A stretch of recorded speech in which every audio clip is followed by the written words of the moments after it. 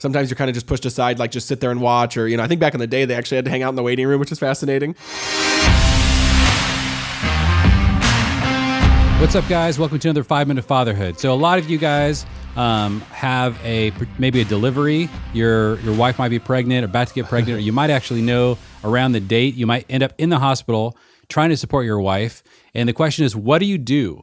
How do you support your wife really well through a delivery process, whether that be in the hospital or in a birthing center or at home in a home delivery? What are some of the best ways to do that? And I have a friend, Kyle Ranson, who wrote this amazing article. It has like 10 points. I'll put it in the Facebook group so you guys can read all the points. But 3 of them really stood out to me as like, oh my gosh, this is so important.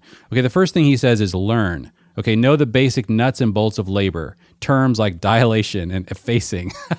Like these, it's true. It's important that you know what's going on, figure out what's going on.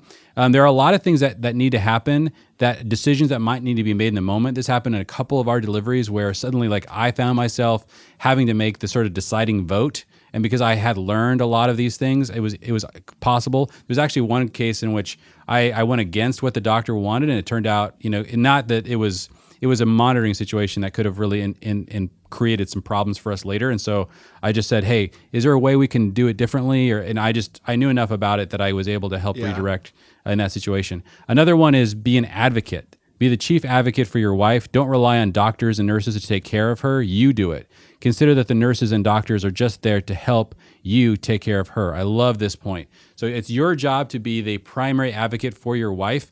A lot of things are happening in the hospital. Nobody is directly thinking about your wife and your baby as much as you are, right? Nurses might have 5 different people they're caring for. Doctors might be running around between 10 different patients. Like, you need to be the advocate. That's another reason why you want to be educated. And the last one he said is direct traffic. Once labor starts, your wife will be busy. So it's up to you to manage the traffic. This also applies to family and friends coming to visit all of you in the hospital after the baby is born. Like, take on that responsibility in the first few weeks. Like, understand where your wife's energy level is, how to protect her, how to protect your baby, how to make sure that you're introducing family and friends in a way that's really good for everyone. Like, don't be passive, guys. Like, you need to be sort of that traffic director and making decisions, and make sure that this is an experience where you want your wife to have a conversation with you a month after the delivery and say, wow, my trust for you went up a few notches because of what I experienced you do for me and for our family through that delivery. That is a huge win, and each one of you guys can really get to that win if you really think through this well and take on that responsibility. But Jeff, you guys have been through this 3 times. Yeah, last couple of years, totally. I think exactly these 3 are huge, and what they all have the same theme of it's so much better of a process if the dad takes some ownership. I think sometimes in our culture, and our culture actually doesn't want you to. So sometimes it will be a little against the grain for the dad to take ownership, right?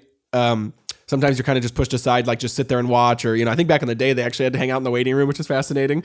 Right. And smoking a cigar.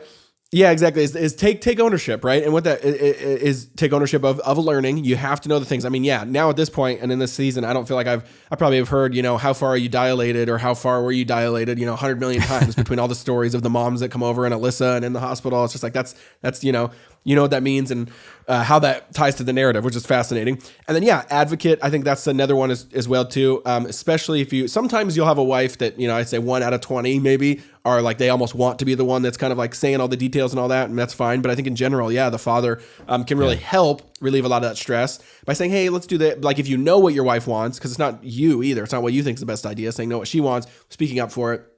And then the direct traffic one is huge. I think, whether you're more of an introverted, extroverted, passive, active type of personality, I still think it's incumbent on you, especially in those early stages, to make sure you're the one sensing your wife's kind of bandwidth and how she's feeling, and then protecting and guarding against that with how you're letting people in the home.